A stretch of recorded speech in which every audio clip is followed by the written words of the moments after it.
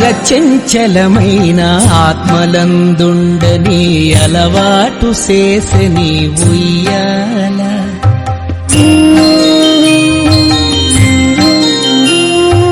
అలర చెంచలమైన ఆత్మలందుండని అలవాటు చేసని ఉయ్యాల పలుమారు ఉచ్ఛ్వాస పవనమందుండ నీ భావంబు తెలిపె నీ ఉయ్యాల పలుమారు ఉచ్ఛ్వాస పవనమందుండ నీ భావంబు తెలిపె నీ ఉయ్యాల ఉయ్యాల ఉయ్యాల